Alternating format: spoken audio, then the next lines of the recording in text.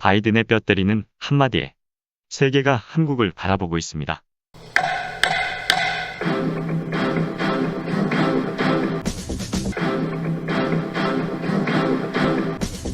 자주라고 하는 것이 왜 중요한지, 미군이 아니면 죽어 자빠질 것처럼 떠드는 이들에게 아프가니스탄의 현재 모습은 확실하게 알려주고 있습니다.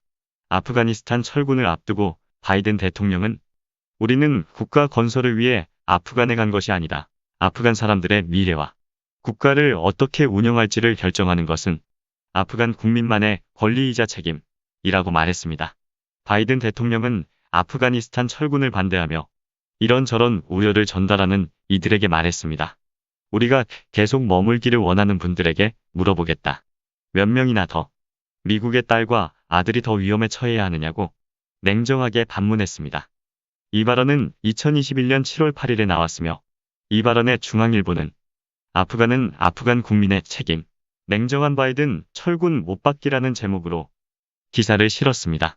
오늘은 미군이 철수하는 아프가니스탄 이야기에서 우리 대한민국이 무엇을 바라보아야 하는지 살펴보도록 하겠습니다.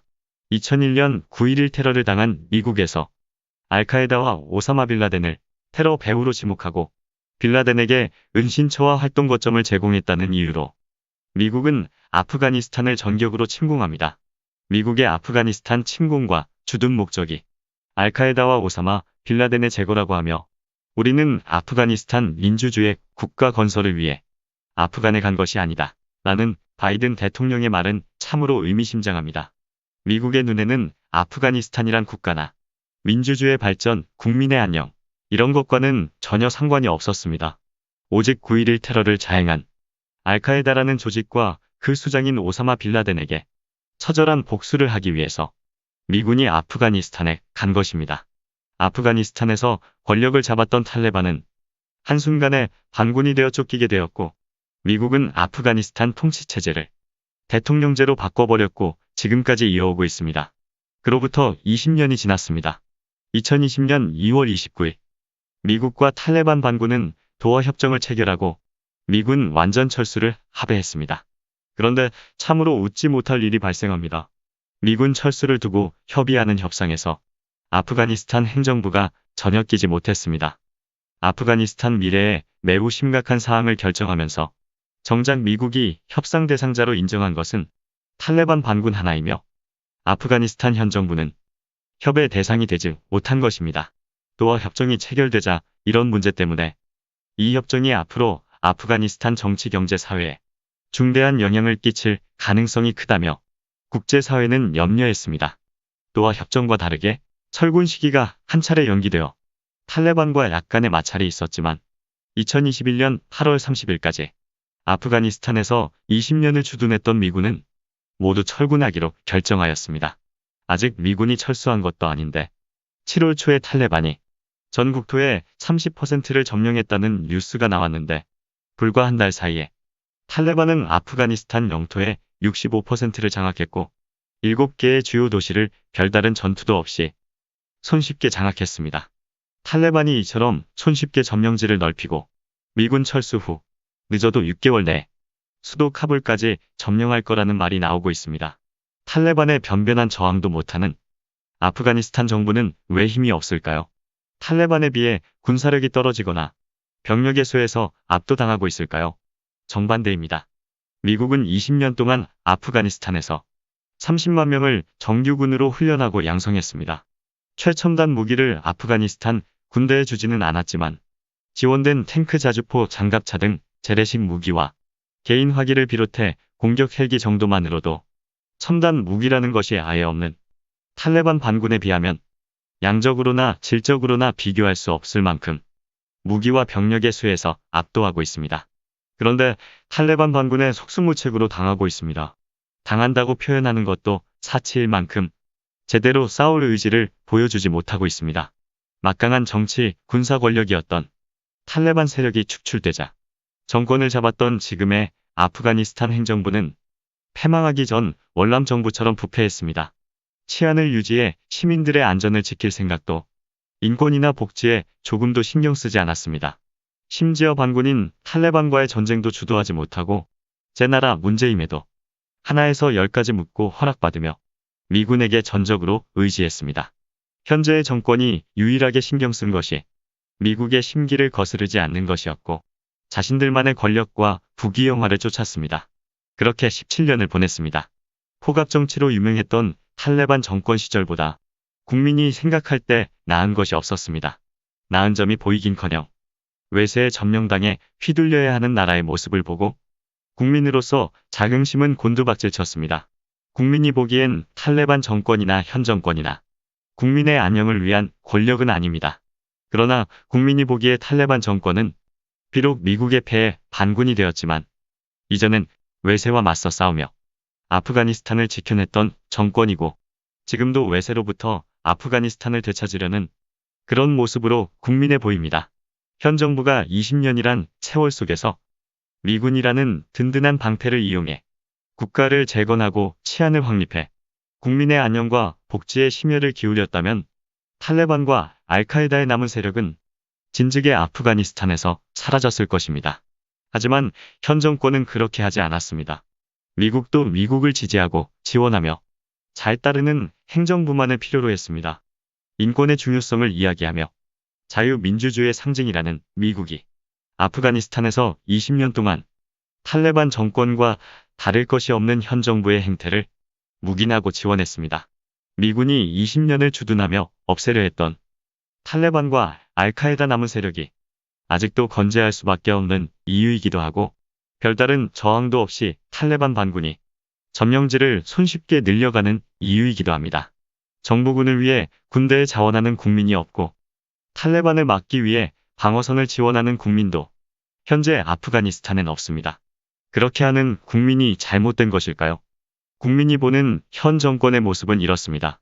그들이 지켜내고자 하는 가치가 국민이거나 국가이거나 민주주의가 아니라 미국의 지원으로 얻은 권력과 부패로 일궈낸 일신의 영달 외에는 없다는 것입니다. 현 정권은 탈레반과 제대로 싸우지도 못합니다. 그들에게 탈레반은 죽음보다 무섭고 두려운 존재이며 미군이 없으면 상대할 생각조차 못하는 그런 존재로 인식하고 있다는 것입니다. 아마 지금도 미군 철수 후에 자신들의 닥칠 일신상의 안녕만을 걱정하느라 여념이 없을 것입니다. 우리 대한민국에도 미군이 주둔 중입니다. 2001년 알카에다와 빌라덴을 제거하려 미국은 아프가니스탄을 침략했고 1945년 일제 치하에서 해방된 한반도를 안정시킨다며 남북으로 나누어 북에는 소련이 남에는 미국이 신탁 통치를 명분으로 들어왔습니다. 미군정 시대가 시작되었고 미군정은 스스로 점령군임을 밝히며 첫 번째 한 일이 무엇일까요? 포고령을 통해 질서를 유지한다는 명목으로 친일 관료를 그대로 현직으로 복직시킴으로써 친일 청산이 불가능하도록 만드는 일이었습니다. 미국과 미 군정 정책에 거스른다는 이유로 반일 투쟁에 앞장선 선각자들을 배척하고 저항 세력을 굴복시킬 목적으로 반공이란 이름으로 무자비하게 양민을 학살했습니다. 2021년 8월 30일 20년의 침략을 끝내고 아프가니스탄의 미래는 아프가니스탄 국민이 결정해야 한다 말하면서 미군은 아프가니스탄에서 완전히 철수합니다. 1948년 대한민국 정부가 들어서고 남북으로 갈라진 상태에서 남북한 군사력이 지나치게 격차가 벌어진 상황을 설명하며 주둔 병력을 남겨주거나 군사 지원을 해주기를 미국에 원했지만 미국은 병력과 물자를 모두 철수시켰습니다. 분단 상황을 만들어 전쟁 위험을 고조시켜 놓고 최소한의 책임감도 미국은 느끼지 못했는지 아니면 전쟁이 반드시 일어나야 할 그 무엇인가가 필요했는지 미군은 떠났습니다.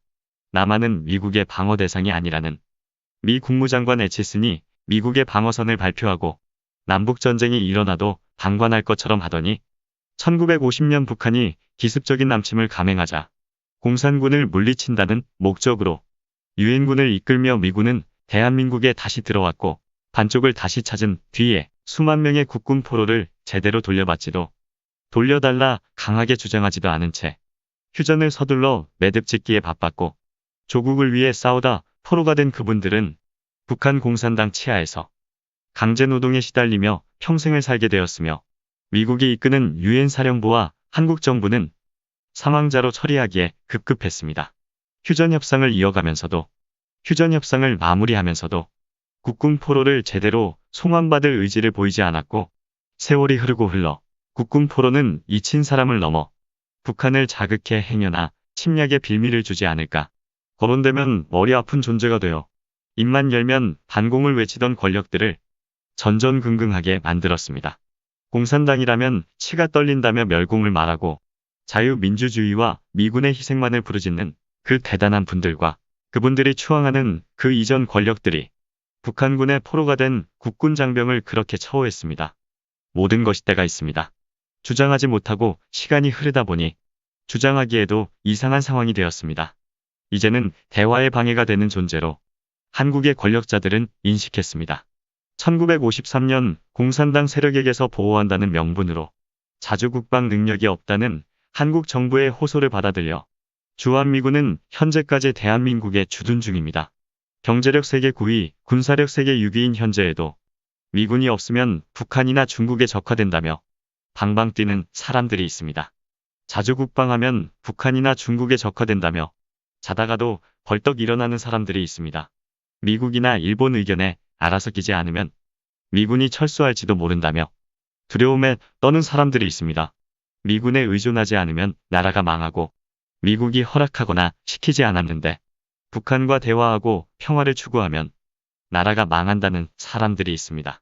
2019년에 아베가 수출 규제를 하고 우리 정부가 이에 대항할 때도 우리 국민과 기업이 당당히 맞서 일어났을 때도 그들은 나라가 망한다고 했습니다. 그들은 이런 것을 조금도 부끄러워하지 않습니다. 그들이 만들고자 하는 자유대한민국이란 나라가 이런 모습입니다. 주한미군이 미국의 이익을 위해 주둔한다고 거침없이 미국은 말하는데 대한민국 민주주의를 지키려 주둔한다고 입에 거품을 물면서 오히려 미국을 당황하게 하기도 합니다. 일본 후쿠시마에서 방사능 누출이 아예 없었다며 일본이 방사능으로부터 안전하지 않다는 주장이 거짓이라고 말하며 일본을 당황시킨 대권 주자도 있고 국민이 저마다 알아서 살아야지. 국가가 왜 국민의 삶을 지켜야 하냐며 당당하게 말하는 대권 주자도 있습니다. 그 사람이 대권 도전을 발표하던 날 내민 것이 자유민주주의의 수호라는 말입니다. 이들에게 자주라는 단어는 망국과 같은 말입니다. 이들은 통치권을 어떻게 바라보는 것일까요? 미군은 최소한의 안전장치가 아닌 대한민국 안보의 전부이며 대한민국은 자주를 말할 능력도 자격도 없는 그런 나라라고 주장하고 있습니다. 아주 그럴듯하게 포장하고 안색 하나 안 변하면서 그렇게 주장합니다. 그런 이들이 대권에 도전하고 기가 막히게도 꽤 지지를 받고 있습니다. 국가와 국민의 안전을 외세에 의존한 나라가 멀쩡한 경우는 없습니다. 자주라는 개념이 없는 사람이 대통령이 되면 이명박 정부 때처럼 군 수뇌부가 바뀝니다. 연평도가 폭격당하던 그 긴박한 시간에 연평도 해병대는 반격하고 응징에 나섰지만 군 수뇌부인 합참에서는 1에서 2분 간격으로 미군 사령부에 전화해 어떻게 하면 되냐고 물어보기에 바빴습니다. 군대의 준비 자세는 통수권자가 만드는 것입니다. 통치권자의 사고는 군대의 준비 태세를 결정합니다. 끝으로 이런 질문을 드리고 싶습니다. 어느 시기에 미국의 이익이 보이지 않아 주한미군 철수를 미국이 결정하면 대한민국이 망하거나 공산화되어야 합니까? 아니면 주한미군 존재 여부와 상관없이 흔들림 없이 경제가 성장하며 다른 외세가 감히 넘보지 못하는 그런 대한민국으로 존재해야 합니까? 자주라는 것, 자주라는 의지가 국가와 민족의 미래를 만듭니다. 국가에 이것보다 중요한 것은 없습니다. 오늘 영상은 여기까지입니다. 고맙습니다.